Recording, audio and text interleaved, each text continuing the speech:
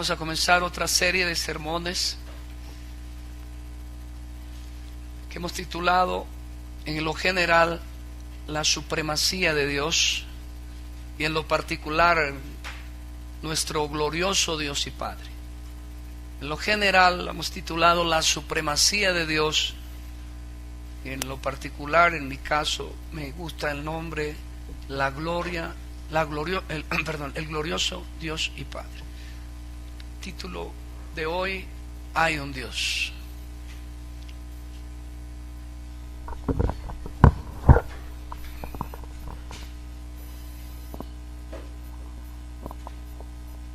Hay preguntas que tenemos que hacernos al comenzar el sermón que son necesarias. Y es, en primer lugar, ¿hay un Dios que hizo los cielos y la tierra? ¿Hay un Dios que en verdad hizo al hombre y le planeó y le permitió juntas cosas pecar con propósitos gloriosos? ¿Hay un Dios que antes de la fundación del mundo eligió a hombres para ser salvos y a otros los dejó conminados en justa condenación por causa de su pecado? Porque ninguno se pierde por culpa de Dios, sino por causa del pecado. En realidad, al mirar las circunstancias que vemos hoy en día, mayormente en esta semana, Japón destruido, la gran potencia, los que eran intocables, a los que casi no se podría acceder de otra manera, Dios se rió de ellos. Hay un pasaje en la Biblia que dice que Dios los mira desde el cielo y se burlará de ellos. Los poderes humanos, las potencias humanas, nada son en su mano. La conmoción de guerra que hay ahora mismo, de nuevo. Presidente el pasado mandato de los Estados Unidos, dicen cometió hierros, y este nuevo dirían que no cometería hierros. La pregunta que tenemos que hacernos es si no está haciendo lo mismo que hizo el otro. Miramos con desprecio a veces al presidente venezolano, y en razón a todo su pecado y natural estado por no conocer a Cristo, pero a veces todo lo que él dice nos parece que es inapropiado, y quizá deberíamos tener en cuenta cuando él dice también que la motivación real de todo esto es el petróleo. ¿Y por qué lo decimos? Porque lo dijo el presidente, no, porque Santiago lo dijo. ¿De dónde vienen las guerras? ¿De dónde vienen las contiendas? De la codicia, dice Santiago. El mundo está conmovido, consternado. La gente corre de arriba para abajo. Mi esposa recién ocurrió el desastre de Japón, se impresionaba cuando veía aún en la televisión la gente correr hacia los montes. Le venía a memoria aquella palabra de Dios que decía que cuando venga esto, y no, obviamente no se refería al tema de Japón, pero le conmovía esto. El Señor dice que cuando venga todos estos terrores, cuando venga el Señor, la gente corra a los montes. No estoy diciendo que es un cumplimiento de nada en la Biblia, sencillamente le vino a la mente a mi esposa y la conmovió. ¿Qué está pasando en el mundo? Y por momentos pensamos, no hay Dios. La gente dice, ¿dónde está Dios? Si Dios estuviera, no ocurriría esto o aquello. Si Dios realmente fuera lo que dice ser, bueno, amoroso, compasivo, misericordioso, no estaría pasando lo que está pasando en el mundo entero. Lo de Haití fue un ensayo minúsculo, en miniatura, de lo que le pasó a Japón. Y lo que le sucedió a Japón es ni siquiera un grano de arena en relación al desierto de lo que será el día del juicio final. El mundo está conmovido. Y por eso requerimos urgentemente como iglesia proclamar que hay Dios sobre la tierra, que hay Dios, que las cosas no están fuera de su gobierno ni de su control, que realmente existe Dios. Y por eso me he propuesto en esta serie de sermones hablar de Dios como el objeto primordial de nuestra alabanza, de nuestra adoración, como el fin en sí mismo, porque todo es en Él, por Él y para Él. Somos lo que somos para su gloria y su alabanza. Nada seríamos si Él no fuera. Así que nos vamos a meter en un tema muy hermoso, adentrarnos en la persona de Dios a partir de hoy. No que no lo hayamos hecho en el pasado, pero lo dirían los teólogos de otra manera. Vamos a estudiar teología propia. Vamos a hablar del Dios eterno, del Dios glorioso, de su persona, de sus perfecciones y las razones por las cuales debiéramos siempre alabarle y adorarle. Había un coro sonando ahora, decía que toda criatura adore, que toda nación se postra ante ti, pero eso no es lo que está ocurriendo. Así que el tema de hoy, hay Dios, y vamos a hablar hoy especialmente de su divina existencia. Vamos a basarnos en un versículo que está en Hebreos capítulo 11 verso 6, y lo vamos a leer todos al unísono, a una sola voz, quiere decir todos juntos a la vez. Amén. Ahora, pero sin fe es imposible agradar a Dios, porque es necesario que el que se acerca a Dios crea que le hay y que es galardonador de los que le buscan. Una pequeña declaración del autor de Hebreos en medio de un capítulo dedicado a la fe. Una de las declaraciones bíblicas que más me impactó en el pasado, cuando me adentraba en el estudio de la carta de Pablo a los romanos, es una que se halla en el capítulo 3. Yo quiero que la leamos. Romanos capítulo 3 verso 11. Mire lo que dice. No hay quien. No hay quien ¿qué? No hay quien busque.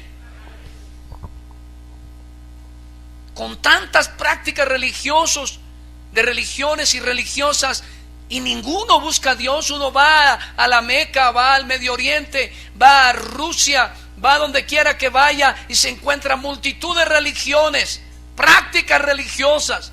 Y aquí nos dice la Escritura que no hay quien entienda y no hay quien busque a Dios. Allá afuera hay una multitud de seres humanos en desgracia, confundidos.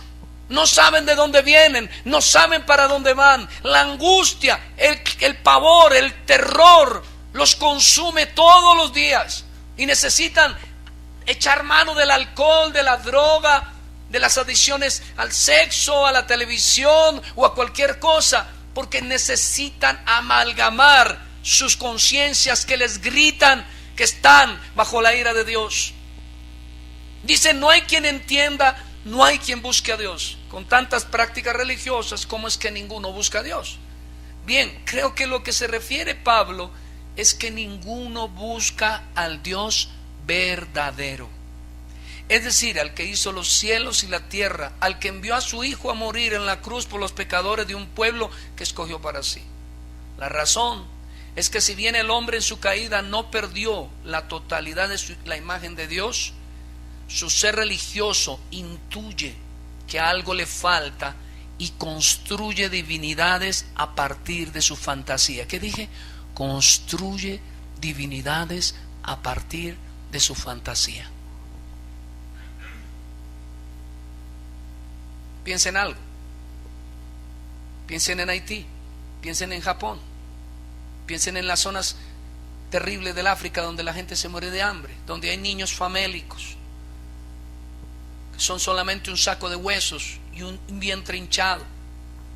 Y usted, de su mente, coge un pedazo de piedra y dice, esto es comida. Coge un pedazo de palo y dice, esto es comida. Coge cualquier material inorgánico y dice, esto es comida. Y usted va y se lo sirve a la mesa a ellos. ¿Qué ocurre? ¿Qué ocurre? Y ellos lo mastican, si es que pueden. Esa es la condición de la humanidad. Se ha inventado dioses falsos porque no quiere creer, no quiere aceptar, rechaza la existencia de un Dios verdadero.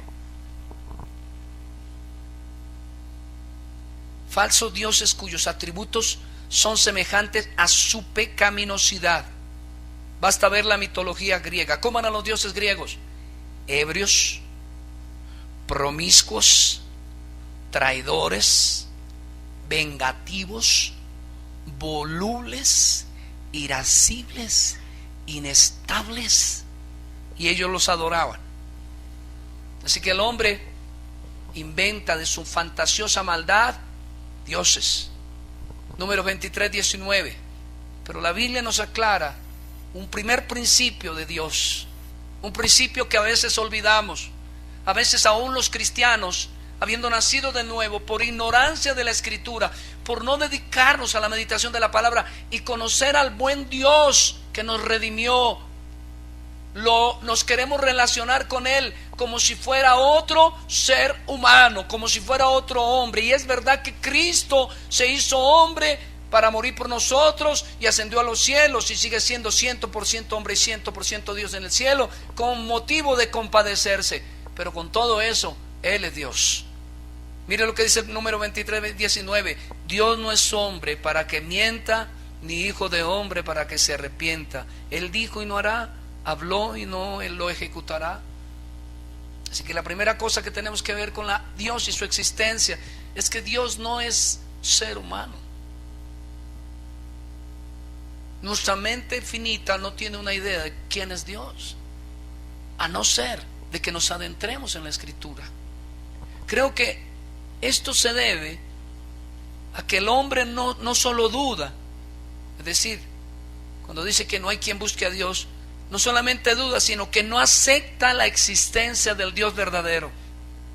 Las causas son obvias: su pecado, su estado de muerte espiritual, su estado natural en corrupción total. Cuando Jesús le dijo a Nicodemo que al hombre le es necesario nacer de nuevo para ver el reino de Dios y por supuesto a Dios, estaba refiriéndose a esta realidad: el hombre no podrá discernir la existencia de Dios a no ser que Dios se la revele. El hombre no quiere saber de la existencia de Dios y tampoco puede.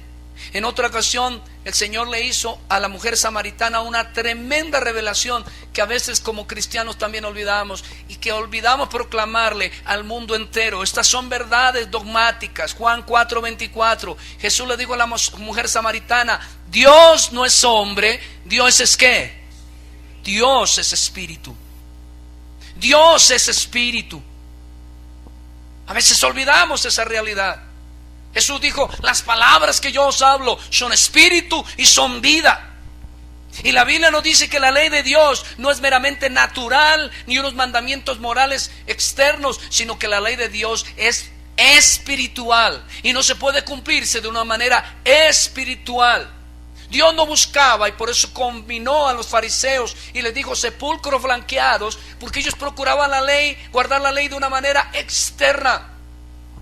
Y Dios lo que quiere es que la guardemos de una manera espiritual, desde adentro, desde lo más interno de nuestro ser. Y por eso diferenció entre árbol bueno y árbol malo. Dios es espíritu. Y los que le adoran en espíritu en verdad es necesario que adoren. ¿Por qué es necesario? Porque el mundo no lo conoce.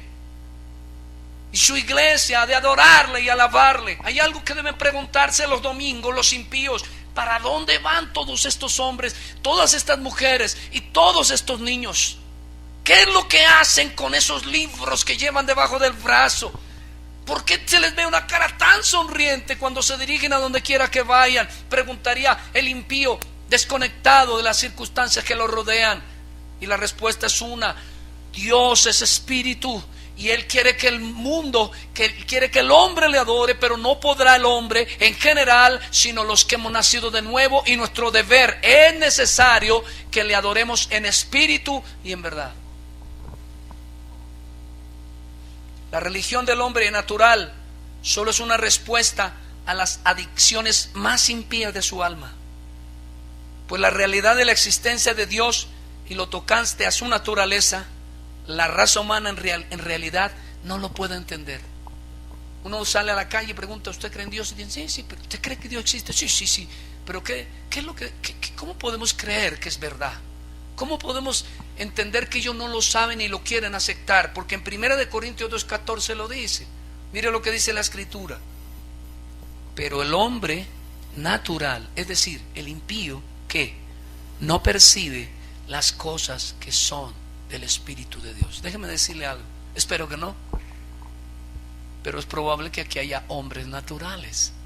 No importa cuánto canten, no importa cuánto levanten las manos, no importa cuánto atisben con su oído la Biblia, si no han nacido de nuevo, si todavía están muertos en sus delitos y pecados por causa de su naturaleza caída, no perciben las cosas de Dios, no las pueden percibir, no perciben la existencia de Dios.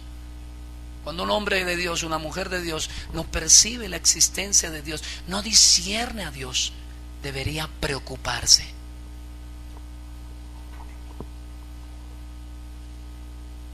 El hombre natural no percibe las cosas que son del Espíritu de Dios, porque para él son ¿qué? Locura.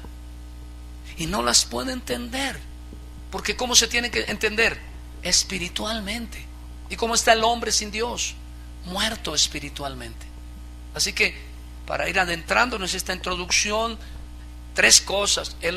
Dios no es hombre. Dios es un ser extraño a la creación. ¿En qué sentido? Por un lado, Dios creó todas las cosas, pero Él es distinto a lo que creó. Es un ser inmanente a las cosas, pero es un ser que está por encima de todo. Cuando nosotros como cristianos perdemos esa perspectiva, nosotros nos estamos relacionando apropiadamente con Dios. Hemos olvidado quién es Dios.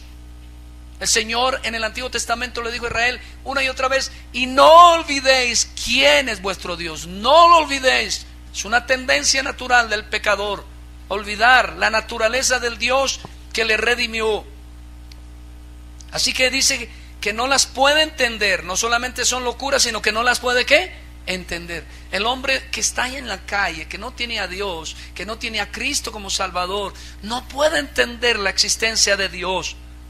No la puede discernir, no la ve, no la percibe. Si no las percibe, para él no existen, son locura. De allí que al pasar la historia humana, habiendo tenido Adán y Abel y Enoc certidumbre de la existencia de Dios, sus perfecciones y ante todo su santidad y justicia, el pecado en creciendo fue borrando la memoria de Dios. Déjeme decirlo de esta manera. Adán, al salir del Edén, a pesar de que fue expulsado del Edén, tenía conciencia de la existencia de Dios y entendía las cosas de Dios. Sabía que la causa por la que él no estaba allá adentro en el Edén, sino estaba en un desierto, ¿cuál era? El pecado. Lo sabía. Pero en la medida en que fue avanzando la historia de la humanidad, el crescendo del pecado, como yo lo llamo, el desarrollo del pecado, porque si hay algo que ha evolucionado y crecido en la maldad del hombre, la evolución que debería hablar los científicos contemporáneos, los psicólogos modernos, debería ser de la evolución del pecado, porque entre más pasa el tiempo, más malvado es el hombre. Y no es antibíblico decirlo, porque el Señor mismo dijo que por haberse incrementado la maldad, el amor de muchos se enfriaría. ¿El de quiénes? El de aquellos que parecían que conocían a Dios, pero realmente no lo habían nunca conocido. Así que se fue borrando en el tiempo la memoria de Dios. El hombre ha llegado a la conclusión que no hay Dios, y es el deber de la iglesia recordarle a cada instante, a cada momento, que hay Dios y que ese Dios es Dios de ellos también, y que tendrán que responderle a Él por todo lo que hagan. ¿No fue una de las máximas palabras que dijo el Señor Jesús? Se paró en medio de un pueblo religioso. A veces me preguntaba yo, ¿por qué dijo eso? ¿Qué? Parece un sinsentido. Se supone que en el medio de Israel todo el mundo debiera saber esto, que hay Dios. Pero Él se paró y le dijo: oye Israel, Jehová tu Dios uno es, a Él solo adorarás, a Él solo servirás. ¿Por qué? Porque con toda la religión que practicaban, negaban la existencia de Dios, lo sustituían por dioses falsos, y estaban lejos de la posibilidad siquiera de alcanzar la vida eterna.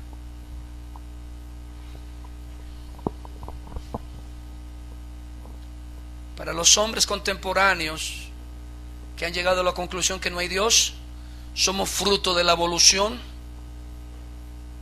de la fortuna química, es decir, que en algún momento no se sabe cómo ni en dónde, pero pasó algo, una explosión, un Big Bang, y de la nada, si no era nada, no sé cómo ocurrió, pero de la nada apareció el primer algo, y a partir del primer algo empezó a cambiar ese algo hasta llegar a ser alguien. Noten ese cambio. Una cosa es algo y otra cosa es alguien. La diferencia entre lo inerte y lo vivo, la diferencia entre el animal y la persona humana. Pero ellos dicen que de alguna manera y no se sabe cómo. No hay Dios. De lo que sea, pero dicen no de Dios. Nosotros no venimos de Dios. La iglesia enfrenta retos en cada época, pero esta es la época en donde hay que combatir por la gracia y por la predicación del evangelio el ateísmo existencialista, la negación de Dios, y a partir de la negación de Dios, la negación de los absolutos y la negación por tanto de la posibilidad de que el hombre sea redimido y sea salvo. Y nuestra tarea es ser luz en medio de las tinieblas. Jesús dijo, vosotros sois la luz y vosotros sois la sal. ¿Quién lo creyera? Esto tan elemental, saber que Dios existe, y la Biblia se encarga de mostrar que Dios existe. Así que, hermano, miremos Hebreos 11:6, que es el tema que nos va, o donde nos queremos centrar hoy. ¿Qué dice la Escritura? Hebreos 11:6. Pero sin fe es imposible agradar a Dios, porque es necesario que el que se acerca a Dios crea que ¿qué? Crea que existe, y que además que existe es ¿qué? Premiador. Pero lo primero que dice, sin fe es imposible agradar a Dios, porque es necesario que el que se acerca a Dios ¿qué? Crea que existe. Usted dirá, yo salgo a la calle y les pregunto a la gente, ¿creen en Dios? Y dicen que sí, pero no es verdad. No es verdad, porque cuando creemos que existe, nuestra manera de relacionarnos con Él es diferente. Hoy más que nunca viene a ser una terrible realidad lo dicho por el salmista. Salmo 14, lo leímos al entrar al sermón. Salmo 14, verso 1 en adelante. Dice el necio en su corazón que no existe.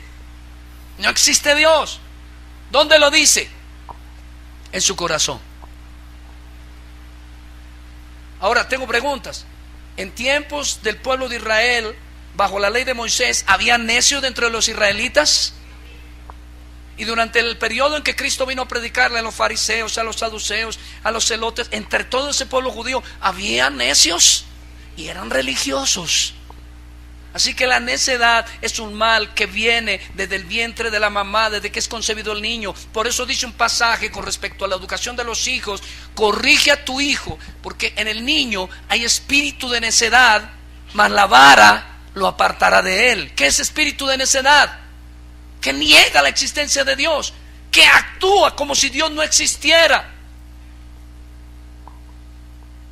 que su conducta sacia sus deseos y sus pasiones sin importarle la existencia de Dios. No le importa su regla moral, no le importa nada. Esa es la condición del ser humano. Y también la condición, lamentablemente, hoy en día, de muchos que de nombre se llaman cristianos, pero por sus frutos tenemos serias dudas de que verdaderamente lo sean.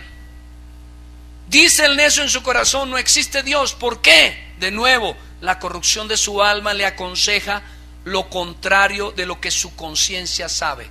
Había una canción por aquí que escuché hace algunos años de música tropical que decía: la conciencia me dice que no la debo querer, y el corazón que me dice que sí. Así que el hombre impío, la conciencia le dice: ay Dios, vas a tener que responderle a Él, vas a tener que pagar un precio eterno por tu incredulidad, por tu menosprecio, por tu pecado. Pero ¿qué le dice su pecado?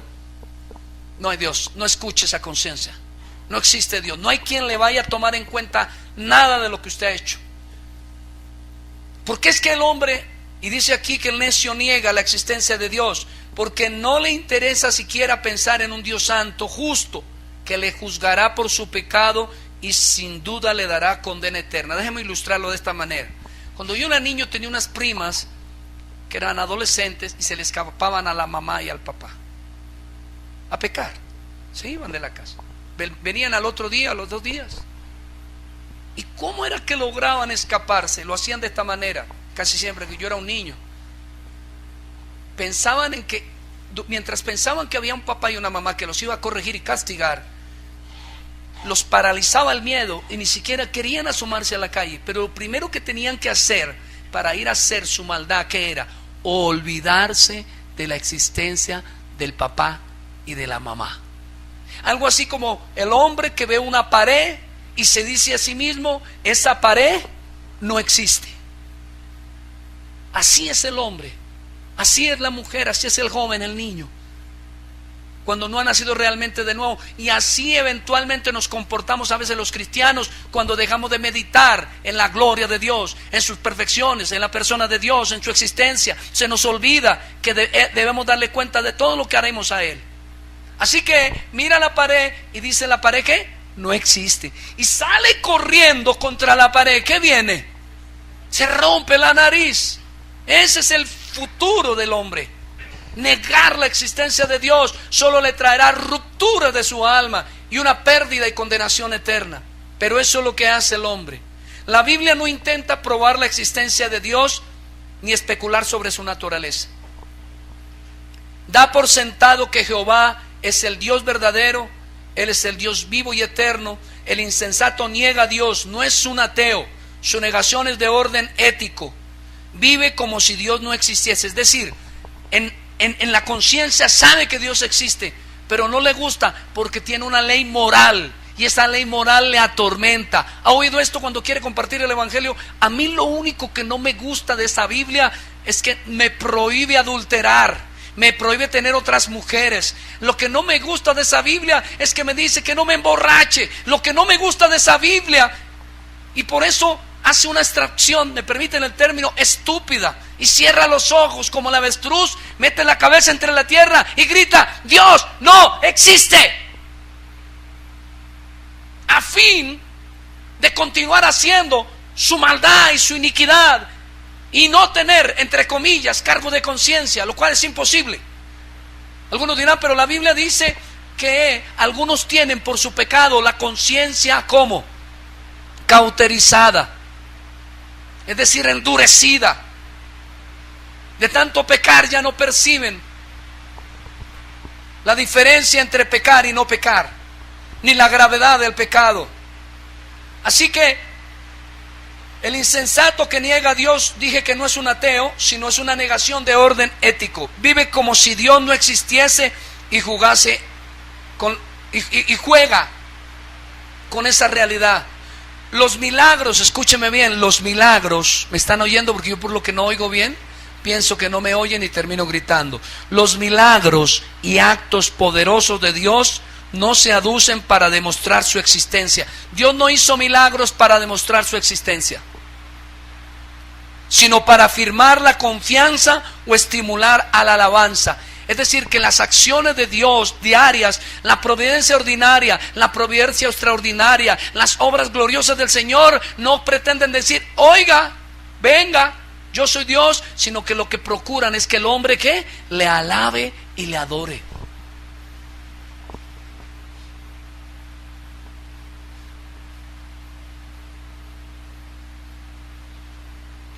Dios se da a conocer en la creación y en la historia. Es por ello el Dios vivo. En consecuencia, el hombre se allega a Dios prestando oído a su palabra y obedeciendo su voluntad, y no mediante la especulación. La Biblia, dije, no presupone la existencia de Dios. ¿Cómo empieza la Biblia en Génesis 1:1? En el principio Dios. No dice: bueno, les voy a contar, hay un Dios. Mire, hay un Dios. Antes que todo existiera, ¿cierto que no dice eso? ¿Por qué? ¿Por qué? ¿Por qué? Déjeme darle 3 razones. La primera, la histórica. En el momento que se escribe el libro, ¿quién escribe el libro? Moisés. Y Moisés ya había tenido un encuentro con Dios. Es la primera, la histórica. Cuando está escribiendo, Dios ya es una realidad. La segunda, el hombre desde el Edén tiene conciencia de la existencia de Dios. Su caída no le cegó absolutamente esa conciencia. Él, en lo más profundo de su ser, sabe que existe un Dios.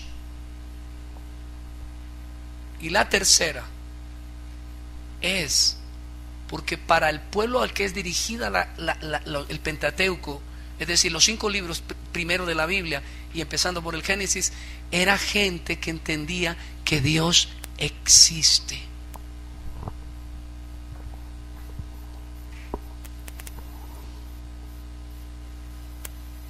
Noten una cosa, de pronto no hay nada, según Génesis capítulo 1, ¿cuántos están conmigo? Sé que es un tema que para abrirlo, adentrarse en el misterio de Dios, demanda esfuerzo. Nuestra limitación es que Dios nos alumbre y nos ayude, porque estamos adentrándonos en la santidad, en la misma gloriosa revelación de Dios, y eso demanda en nuestro corazón negación y sobre todo una ayuda gloriosa del Espíritu Santo. Pero noten esto, no hay nada. ¿Y quién aparece en la historia de la humanidad primero? Dios. Nada. Dios abre la historia de la humanidad y la Biblia nos dice que ¿quién cerrará la historia de la humanidad? Dios. Dios está presente a lo largo de toda la historia de la humanidad. Él es artífice de la historia, Él es protagonista de la historia y Él es culminador de la historia. Todo lo que está ocurriendo Él lo predestinó, lo predeterminó antes de la fundación del mundo. Él decidió hacer un plan eterno y lo está cumpliendo. Cuando usted oye lo de Japón, cuando oye lo de las guerras, cuando oye lo de la maldad, unos levantándose contra otros, adulterio, violencia, homicidios, todo eso está desarrollándose dentro de un plan perfecto que Dios decretó. Mire lo que dice en el diccionario Freddy. Dice: así se reveló a los primeros miembros de la humanidad: Adán, Abel, Caín, Noé. Pero los recuerdos de esta revelación primitiva quedaron rápidamente oscurecidos. Se pudiera pensar que Job y sus amigos, no pertenecientes al pueblo elegido, todavía fueron beneficiarios y depositarios de aquel conocimiento anterior de Dios. Pero los mismos antepasados de Abraham estaban apartados de Dios. Asimismo, las naciones en general son presentadas como alejadas de Dios. En particular, las pretensiones de los filósofos son rechazadas con energía. El mundo, con su sabiduría, no conoció a Dios. Como consecuencia, Dios se reveló primeramente de una manera directa a Abraham, Isaac y Jacob, después con la mediación de los profetas, desde Moisés hasta Malaquías. Sus escritos son palabra de Dios, una palabra viva. La revelación culmina con la encarnación ya prevista y avisada desde antes de Cristo. ¿Qué estoy diciendo? Dios existe, pero el hombre caído en su pecado no puede entender ni aceptar su existencia. Así que ¿qué tiene que hacer Dios? Revelarse al hombre, darse a conocer al hombre, tratar de mostrar su existencia. ¿Por qué lo hace? ¿Será que si el hombre no se da cuenta que Dios existe, Dios deja de ser Dios? Pero lo hace, ese interés de darse a conocer, ¿sí? Es sencillo, porque en primer lugar, ¿quién conoce al señor Hui Chan Chun Li? Levántese el que lo conoce, póngase de pie alguno. Nadie lo conoce, ni siquiera el hermano que es coreano. Y si uno no lo conoce, para el que no conoce, entonces no existe. Hay lugares del mundo donde no ha llegado por primera vez un iPhone, no ha llegado un celular. Sí, el mundo está inundado, pero hay lugares donde no. Y si no lo conocen, para ellos el iPhone, ¿qué? No existe. En la antigüedad pensaban 2 o 3, 5 planetas y la Tierra, y el resto no existe. Y por eso Dios, entendiendo que para que el hombre reconozca su existencia, se da a conocer, se revela al hombre. Pastor, ¿y de mí qué me sirve? Su único interés de revelarse, de darse a conocer, de hacer notoria su existencia, proviene de su gracia. Su interés de darse a conocer es por pura misericordia. ¿Para qué quiere que lo conozcan los hombres? Escúcheme bien, el hombre cayó en pecado, ¿cuántos dicen amén? El hombre está condenado. ¿Por qué tendría Dios que preocuparse por los hombres? ¿Será que si Él no recupera a algún hombre, dejará de ser Dios? ¿Él era feliz antes de crear a los hombres? Él es gloriosamente feliz. Pero ¿cuál es la razón por la que Él quiere y empieza a darse a conocer al ser humano? Y quiere hacer notoria su existencia. Mire lo que dice la Escritura. 2 Corintios capítulo 4, versos 3 y 4. Léalo conmigo. Pero si nuestro evangelio está aún encubierto, ¿entre quiénes? Entre los que se pierden está ¿qué? En los cuales el Dios de este siglo que cegó, para que no le resplandezca la luz del evangelio de la gloria de Cristo, el cual es la imagen de Dios. Déjeme explicárselo así. El hombre cae bajo la tiniebla de Satán, y la primera cosa que empieza a venderle el diablo es esta: ni Dios existe, ni yo tampoco.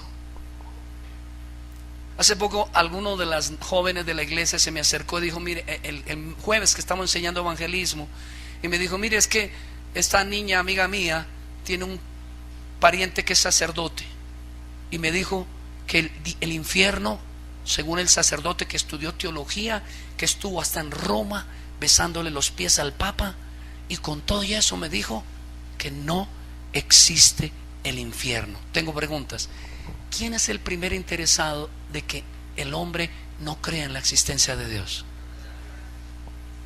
¿Quién es el que sale beneficiado de que no crean en la existencia del diablo? ¿Y quién gana? Al menos si no gana, echa a perder las almas enseñando que no hay infierno. Así que lo que está diciéndonos el evangelio. Pero si el evangelio está encubierto, entre los que se pierden está encubierto, en los cuales el Dios de este siglo cegó el entendimiento de los incrédulos, para que no les resplandezca ¿qué? De la gloria de ¿quién? El cual es la imagen de ¿quién? Cristo. La máxima perfecta revelación de Dios ha venido para dar luz. Cristo, el evangelio eterno, ha venido a rescatarnos de las tinieblas, de la necedad, de la maldad al hombre, de ser instrumento o hijo del diablo, quien enceguece el entendimiento humano. ¿Con qué propósito? Para revelarle a Dios tal como Dios se revela. Dios, hermanos, existe. Dios es autoexistente. Éxodo 3:2. ¿Qué dice la Escritura? Y se le apareció el ángel de Jehová en una llama de fuego en medio de ¿qué? De una zarza, y le miró y vio que la zarza ardía en fuego. ¿Y la zarza qué? ¿Qué significa eso? ¿Por qué no se consumía? Si usted le echa galones de gasolina al motor de un carro y anda 2-3 días con él, ¿qué le pasa a la gasolina? Se consume. Si usted apiña papeles para hacer una fogata, ¿qué va pasando con esos papeles mientras crece el fuego? Pero la Biblia nos dice que mientras el Señor estaba en la zarza no ¿qué? Por tanto nos enseña que Dios es autoexistente, no solamente que existe, sino que no necesita del hombre para sobrevivir. Él no necesita de nada ni de nadie. Él dice en un pasaje paralelo: si yo necesitara algo, no lo pediría al hombre. Y eso es lo que Dios quiere que entendamos. ¿Y por qué me adentré en comenzar a enseñar sobre Dios? Y empecé por la existencia de Dios, porque cuando comprendemos su autoexistencia, nos convertimos en creyentes más agradecidos. Más agradecidos. Además, la existencia de Dios no es autoexistente solamente, sino que Dios es un ser personal. Porque ¿qué enseñan hoy en día algunas religiones? Que Dios es una energía, que Dios es un poder. Hay algunas teorías sobre la existencia de Dios. Alguna dice: si todo está tan ordenado, debe haber un ordenador. Pero lo comparan con una especie de computador que ordena todo. Si todo tiene energía, debe haber un ser supremo, y es un ser supremo que es pura energía. Pero la Biblia nos dice que Dios es una persona, y eso parece una tontería, pero para el creyente es importante. ¿Por qué? Porque al hablar con Él, al relacionarse con Él, tiene que saber que Él es una persona que oye, que ve, que entiende, que es inteligente, que es sabio, que comprende su dolor, su necesidad. Si no lo comprendiera, no se hubiera hecho hombre y muerto en la cruz. Isaías 44:8. ¿Qué dice la Escritura? No temáis, ni os amedrantéis. No te lo hice oír desde la antigüedad y te lo dije. Luego vosotros sois ¿qué? Mis testigos. ¿Qué dice luego? No hay Dios sino yo. Él está reafirmando su existencia y su existencia personal. ¿Ha oído una piedra decir yo? ¿Ha oído un perro decir yo? Así que Dios es una persona. Yo. Dice, no hay Dios sino yo. No hay otro. No hay fuerte. Dice, no conozco ninguno. Los formadores de imágenes de talla, todos ellos son vanidad, y lo más precioso de ellos para nada es útil, y ellos mismos son testigos para su propia confusión, de que los ídolos que no ven ni entienden. Usted dice, pastor, ¿a dónde me quiere llevar? El hombre sin Dios no acepta la existencia de Dios, pero corre a ser ídolos, y los ídolos ni lo oyen ni lo entienden. Y quizá usted deberá recordar que una de las predicaciones de los apóstoles era esta: arrepentíos y convertíos de los vuestros ídolos. La mayoría de nosotros fuimos idólatras. ¿Cuántos lo recuerdan?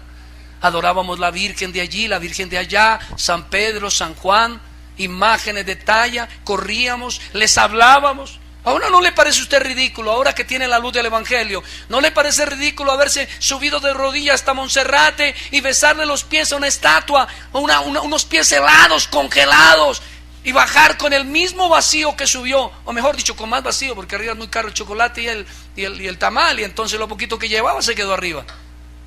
¿No le parece a usted tremendo? Pero esa es la realidad del hombre que no tiene a Dios. Cuando usted hable con un hombre incrédulo, porque estamos entrando en una etapa gloriosa de evangelismo, estamos avivando el evangelismo a la iglesia. Los jueves estamos dando un taller sobre evangelismo. Cuando usted se acerque al hombre, parta de un principio: él no acepta la existencia de Dios.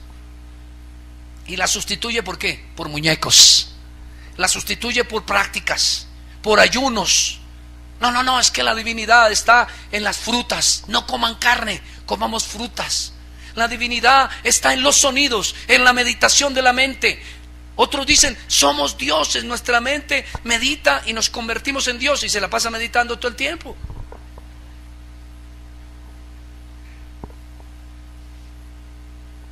Su naturaleza, la de Dios. En Isaías 6:3, y el uno al otro daba voces diciendo: Santo, Santo, Santo Jehová de los ejércitos, toda la tierra está llena de su gloria. ¿Cómo es Dios? Santo. Eso es lo que no quiere el hombre. ¿Por qué les gustan los dioses griegos? ¿Cuántos alguna vez leyeron sobre dioses griegos? Zeus, ¿qué otro por ahí? Baco. ¿El dios de qué? De la ebriedad. ¿Por qué gustaban? ¿Y por qué atraían? ¿Y por qué ese tipo de dioses atrae? Porque no tiene ninguna moral. Es inmoral. Usted va a observar todos los dioses, y la mayoría de dioses son inmorales. Incluso la religiosidad católica contemporánea. Yo recuerdo en cierta ocasión, cuando era católico, tenía mi primer matrimonio, del cual enviudé y había cometido un adulterio, y corría un sacerdote y le dije: mire, yo soy un adúltero. ¿Y sabe qué me dijo? Mire, ¿usted alguna vez ha comido frijoles con chicharrón? Le dije: sí, señor. Dijo: ok, piense que se come una bandeja y después se come otra. ¿Qué le pasa? Y luego él me indujo a decir: pues me enfermo, me quedo muy lleno. Dijo: bueno, eso es lo mismo. Y ahora, órese 5 Padres Nuestros, 10 Ave Marías, y váyase, tranquilo, está perdonado. Jamás me dijeron que estaba pecando contra el Señor, porque aún la religión, por cristiana que parezca, si no acepta la existencia de Dios, no reconoce su santidad, y por tanto no ve en su palabra su revelación, es una religión vana, falsa, que niega la existencia de Dios.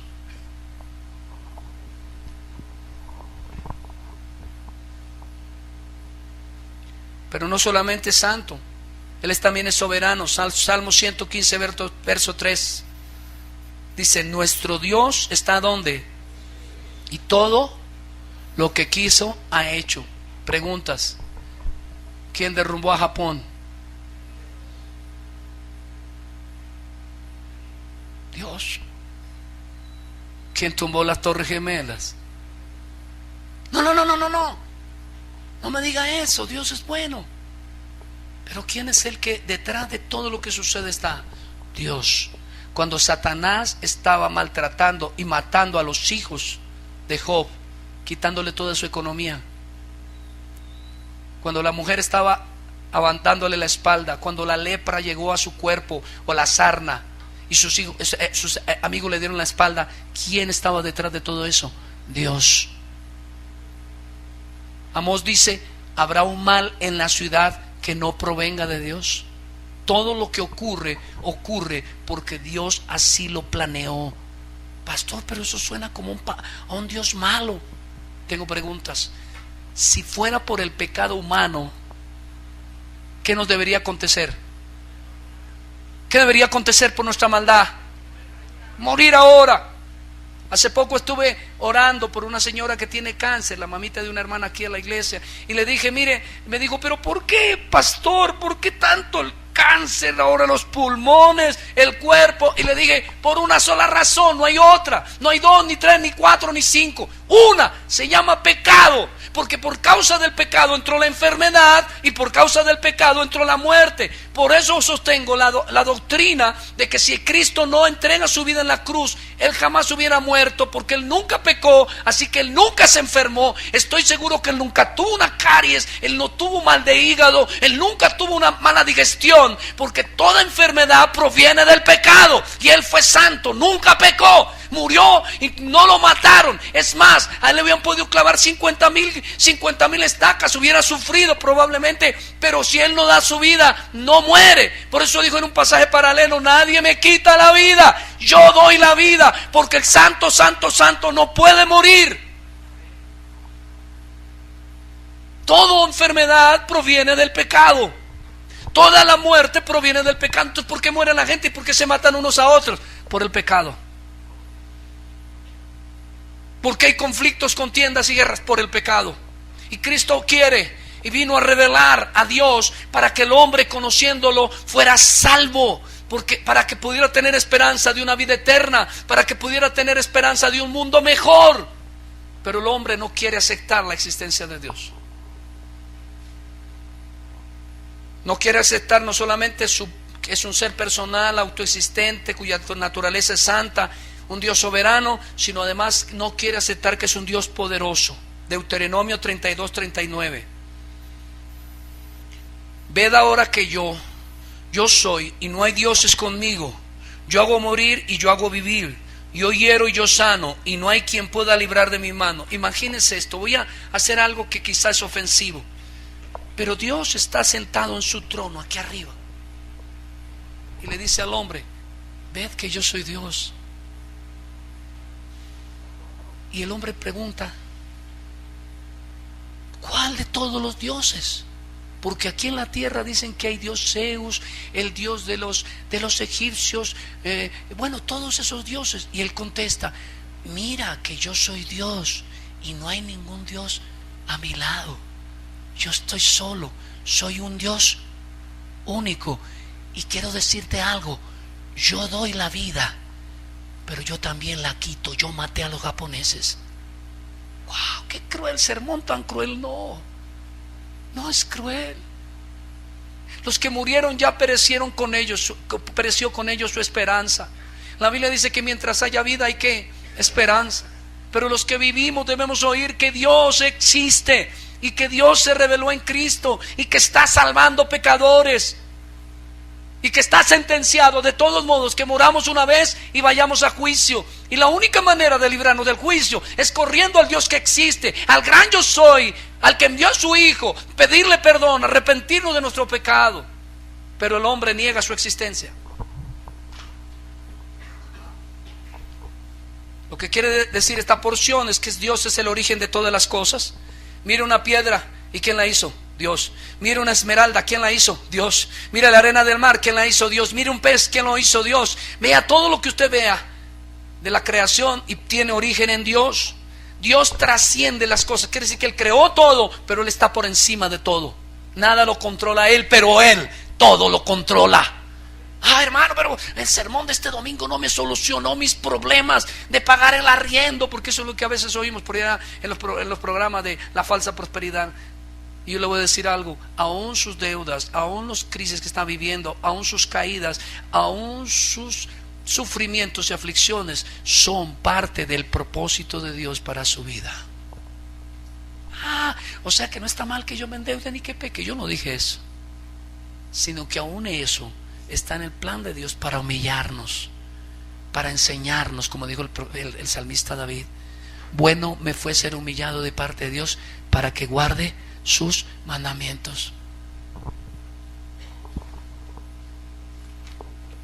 No sé si en los próximos minutos alcanzo, pero voy a tratar de hacerlo.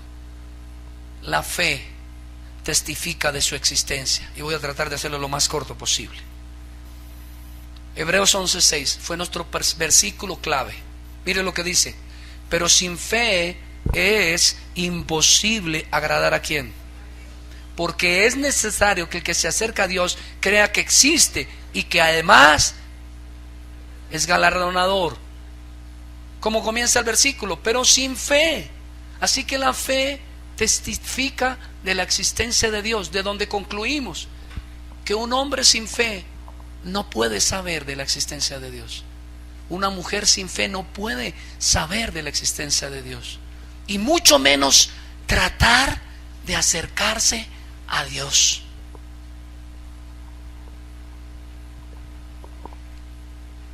Pero sin fe es imposible ni siquiera acercarse. Noten una cosa: a un hombre sin fe ni siquiera Dios existe. Dios es un sustantivo y nada más. En el contexto de nuestro pasaje en Hebreos 11, el autor de Hebreos ha venido insistiendo que la fe es clave en este conocimiento y el disfrute de conocer a Dios y ser objeto de sus misericordias. Que los israelitas no entraron en el reposo del Señor pues dudaban de su existencia y gracia. Realmente eso es lo que piensa la incredulidad. La incredulidad duda la existencia de Dios. ¿Cuántos momentos ustedes como cristianos han sido atacados por la incredulidad? Levanten la mano. Y han habido momentos que dicen: ¿sí vale la pena orar? ¿Sí vale la pena servirle a Dios? En el libro de Malaquías encontramos el enojo de Dios porque se preguntaban, ellos dijeron, en vano es servirle a Dios. ¿Alguna vez lo ha atacado la incredulidad? Usted dice: no tiene sentido mi esfuerzo de buscarle, de alabarle, de adorarle. Porque la incredulidad lo primero que apaga es la sensibilidad, la certidumbre de la existencia de Dios. ¿Cuántas veces oramos cuando el hijo sale? Me pasa a mí. Sale de madrugada, nos da miedo que lo asalten, y quisiéramos, como en una propaganda que sale en televisión, que es una señora que está disfrazada, está mimetizada con el medio ambiente, y entonces el chino va a pasar un carro y ¡shum!, levanta agua y ella pone el paraguas y el niño no se da cuenta. Está en el colegio, se le caen los colores. ¿Qué es eso? ¿No es una actitud de incredulidad? Si le hemos orado a Él, si le hemos dicho: Señor, haz esto o aquello y descanso en ti, ¿por qué intentamos nosotros hacerlo con nuestras manos? ¿Qué fue en qué falló Sara y Abraham? ¿Y por qué el Señor permitió el nacimiento de Ismael? ¿Y quiénes son los árabes que ahorita pelean contra Israel en estos días? Los hijos de Ismael. ¿Y por qué tanto problema? Porque ellos actuaron en incredulidad. La incredulidad niega la existencia de Dios y niega el poder de Dios. Si niega la existencia, niega todo lo demás. Mira lo que dice en Hebreos 4:2, por si tiene dudas. Porque también a nosotros se nos ha anunciado la buena nueva como a ellos, pero no les aprovechó el oír la palabra. ¿Por qué? Léalo duro, hermano. ¿Por qué? Aquí hay personas que pueden estar sentadas oyendo, pero no tienen fe. Están muertos en sus pecados todavía. La palabra no tiene sentido para ellos. No, a mí me gusta cómo habla ese señor. ¿Para qué? Me gustan sus consejos. Ay, qué bonita música. Ay, esos coros tan bonitos. Sobre todo con la voz del director de coro que había hoy. Hermoso su coro. Y ese cariño que se tienen entre ustedes. Pero cuando oye la palabra, no tiene efecto. ¿Por qué? Porque la palabra tiene que ir acompañada de fe. Dios les sacó de Egipto, Dios hizo prodigios y maravillas, los sostuvo, pero dudaban de su existencia. Cada oportunidad que tenían se rebelaban, hacían falsos dioses, y todo tiene una razón: carecían de la fe. ¿Qué dice en Hebreos 11:6? Porque sin fe es imposible agradar a Dios, porque la fe parte de un principio: Dios existe. Quiero decirle algo: ¿está seguro que sus hijos creen que Dios existe? ¿Cómo lo sabemos? Por la manera de actuar. ¿Qué dijo el Señor? El buen árbol produce ¿qué? Y el mal árbol ¿qué produce? Los frutos nos indican si creemos en la existencia de Dios. Mi vida devocional, ¿como para qué orar? Si todo depende de Dios o no depende de Dios. Si todo depende de ti, yo tengo que ir a ti primero. Pero yo niego la existencia de Dios con mi conducta diaria. La iglesia del Señor debe ser una iglesia de oración. Mire lo que dice en Hebreos 3:19. Y vemos que no pudieron entrar a causa de ¿qué? Y vemos que no pudieron entrar a causa de ¿qué? Usted puede estar aquí, pero cuando venga Cristo quizá usted no pueda entrar al reino de los cielos. ¿Y por qué? A decir verdad, usted nunca ha entrado. ¿Y por qué? Porque lo que habilita para creer en la existencia de Dios y buscarle esperando que nos bendiga es la fe. La fe da testimonio que hay un único Dios. Estos perecieron, los israelitas, sin entrar en la tierra prometida, como tipología de quienes al final de los tiempos, en el día del juicio, parecerían ser pueblo de Dios, nunca lo fueron, carecen de la fe salvífica y santificadora. Mire lo que dice Hebreos 11 del 1 al 3. Es pues la fe la certeza de ¿qué? ¿Usted sabe cómo andaba Moisés en el desierto? Señor, Coré se ha revelado. Señor, tenemos hambre. Señor, tenemos sed. Señor, Faraón nos persigue y tenemos el mar al frente. ¿Qué hacía todo el tiempo? La Biblia lo dice. Y en ese mismo pasaje de Hebreos 11, y Moisés caminó como mirando al que creen que no existe, pero que es real, como mirando al invisible. Eso es lo que usted hace. Va cobrando sentido el sermón hoy para usted, porque se puede tener la Biblia y la religión que quiera, pero no depender de Dios. Maldito el hombre que depende del hombre. Nuestra existencia depende de Él. Hay un coro que dice: porque Él vive, viviré mañana. Lo que viene, lo que va a ocurrir ahora, en los próximos segundos, Jan Piper lo llama la gracia venidera. Las bendiciones que vienen, ¿de quién dependen? De Él. Él es real, Él existe. Después la fe, la certeza de lo que se espera, la convicción de lo que no se ve. Por ella alcanzaron buen testimonio los antiguos. Por la fe entendemos haber sido constituido el universo por la palabra de Dios, de modo que lo que se ve fue hecho ¿de qué? O sea que en un reino invisible había materiales. No, ¿qué era lo que no se veía? ¿Qué era lo que no se veía? Dios. No se ve, no se ve, pero Él está aquí. Él no se ve, pero está actuando en cada cosa. Él trae la lluvia, Él hace salir el sol. La Biblia dice que Él habla y la tierra tiembla. Él es el que da el crecimiento. El sembrador tira la semilla, pero el que da crecimiento es Dios. Él es el que salva. Él es el que cambia el corazón de piedra en un corazón de carne. Él existe, es y actúa. Y solo beneficia, porque eso es lo que dice Hebreos 11:6. Él beneficia solo a los que se acercan a Él creyendo que Él existe, y para eso tienen que tener la fe.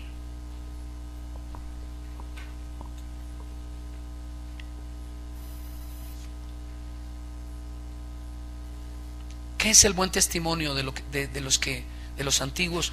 Sino otra cosa que la certeza de la existencia de Dios y vivir como Enoc. ¿Cómo vivió Enoc?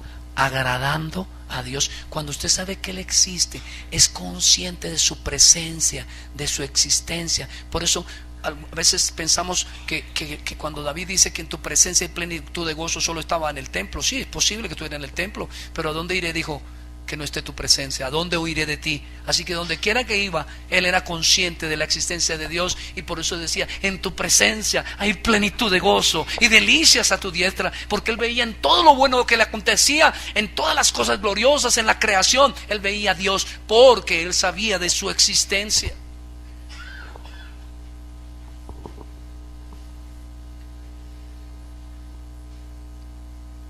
Por la fe no fue traspuesto para no ver muerte, Hebreos 11:5, y no fue hallado porque lo traspuso Dios, y antes que fuese traspuesto tuvo testimonio de haber agradado a Dios. Pero sin fe, ¿qué? Porque es necesario que el que se acerca a Dios crea que le hay. ¿Usted cree que hay Dios? Aquí creo que empezó el sermón. ¿Usted cree que hay Dios? ¿Puede decirle algo?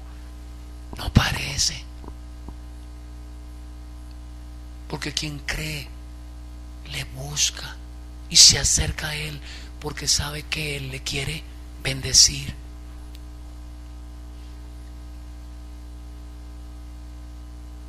El hombre natural no lo puede producir, está muerto, es incapaz.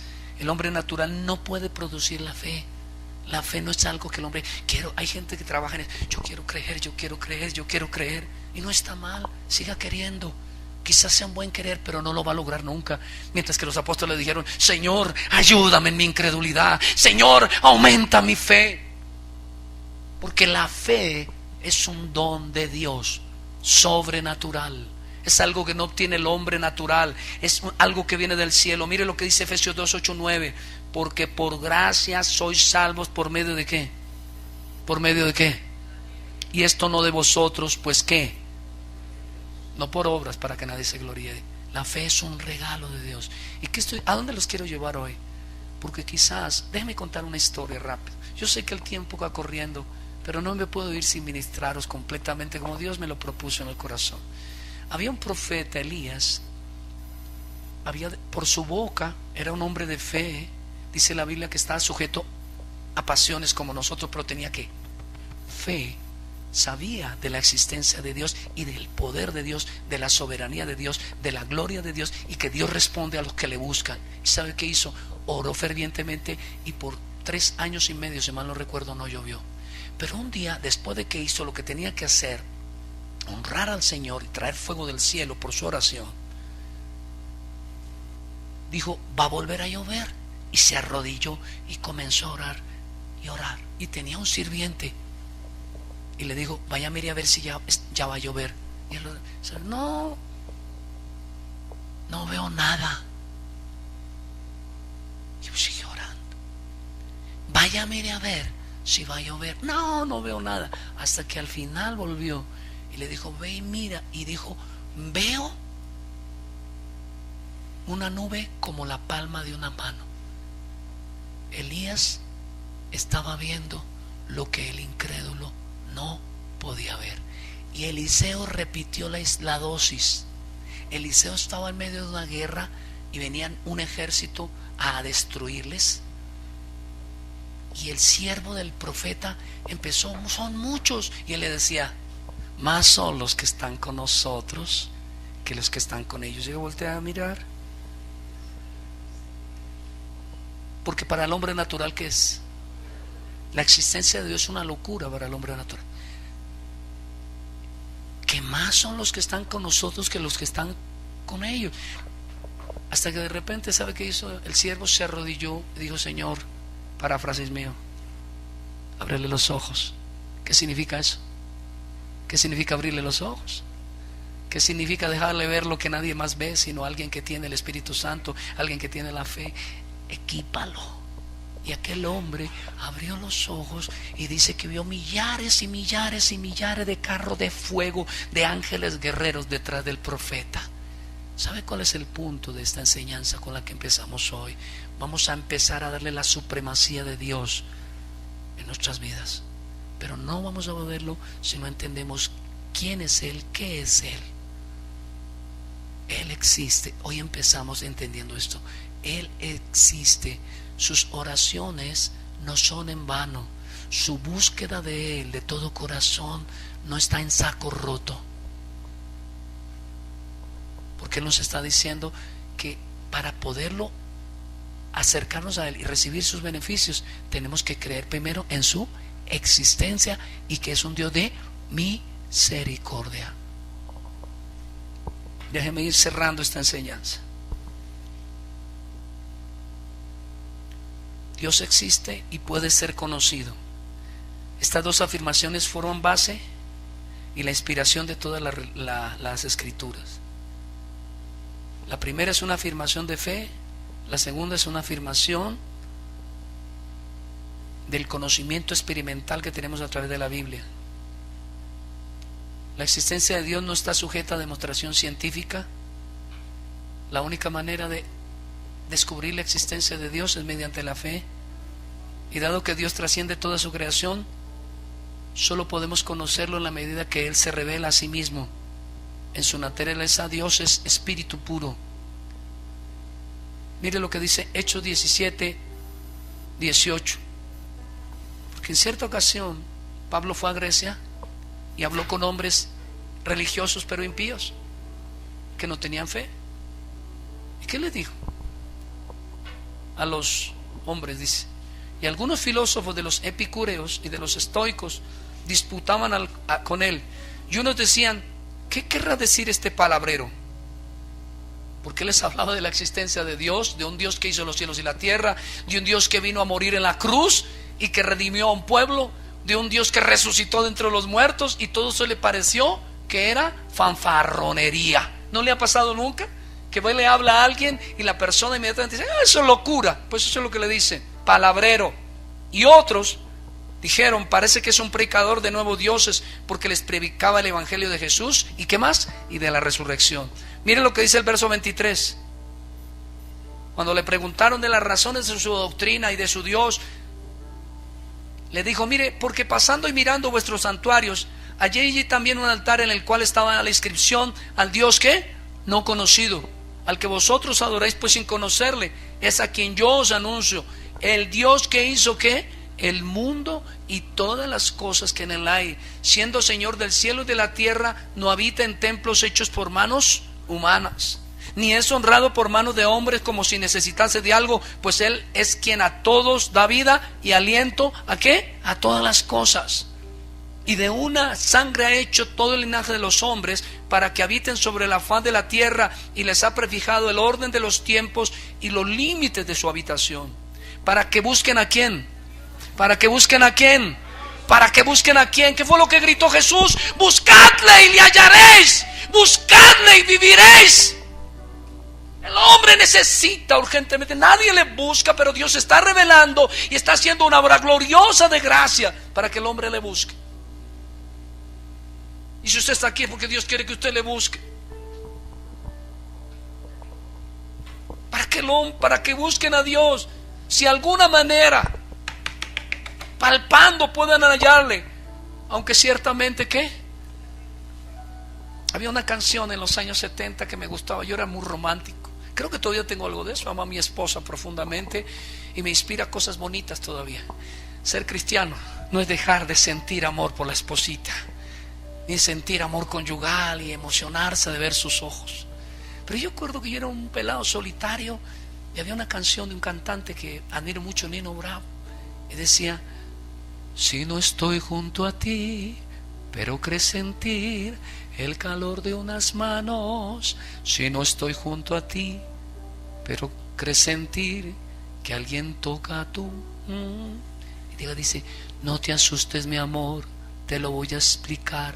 No te asustes, mi amor. Le estaba diciendo a la enamorada que cuando sintiera que en el viento algo le palpaba y le acariciaba, el coro decía: es el viento que te habla, que acaricia tu corazón.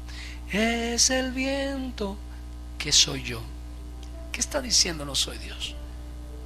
Cuando vean llover, cuando el aire sople en sus narices y respiren profundo, cuando vean platos aderezados en su mesa, Cuando vean vivos a sus hijos, cuando vean cualquier bien que les acontece, sepan que soy yo. Yo existo. Yo me he propuesto no dejaros. Esfuércense y sean valientes, porque estaré con vosotros hasta el fin del mundo. Yo os sostendré con la diestra mía, con mi poder. Se nos olvida la existencia de Dios y por eso decaemos. Hechos 17:28, porque en Él vivimos y nos movemos y somos, como algunos de vuestros propios poetas también han dicho, porque linaje suyo somos. Siendo pues linaje de Dios, no debemos pensar que la divinidad sea semejante a oro o a plata o piedra, escultura de arte y de imaginación de ¿quién? Pero Dios, habiendo pasado por alto los tiempos de la ignorancia, ahora manda a todos los hombres en todo lugar que ¿qué? Que se arrepientan, por cuanto ha establecido un día en el cual juzgará al mundo con justicia, porque aquel varón a quien designó, dando fe a todos con haberle levantado de los muertos. Pero cuando oyeron lo de la resurrección de los muertos, unos se burlaban y otros decían: ya te oiremos acerca de esto otra vez. Y así Pablo salió de medio de ellos, mas algunos ¿qué? Creyeron, juntándose con él, entre los cuales estaba Dionisio, el Areópagita, una mujer llamada Damaris, y otros con ellos. ¿Qué nos está diciendo Dios? ¿Qué separaba a estos filósofos de conocer la existencia del Dios real y de disfrutarlo? ¿Qué los separaba? La incredulidad. ¿Y qué les dijo? Arrepiéntanse. La incredulidad es mire, alguien dijo, no sin sabiduría, el homosexualismo, el adulterio, el homicidio, el genocidio, la drogadicción y todos esos maldades no impiden ir al cielo. Lo único que impide ir al cielo es vuestra incredulidad. Mas si os arrepentís con fe y arrepentimiento, corred a Cristo, que Él está perdonando pecados. El único que es de muerte es el pecado de la incredulidad. Mas Dios está derramando de su gracia y está poniendo fe en los corazones a fin de que corran a Él y lo busquen en tiempos tan terribles, donde Dios, como lo dijo un movimiento materialista hace por lo menos 30 años, no descansaremos hasta borrar el nombre de Dios de la faz de la tierra. ¡Qué tontería! La tierra será borrada y los habitantes de la tierra todos juntos, pero Cristo prevalece y regresa en breve.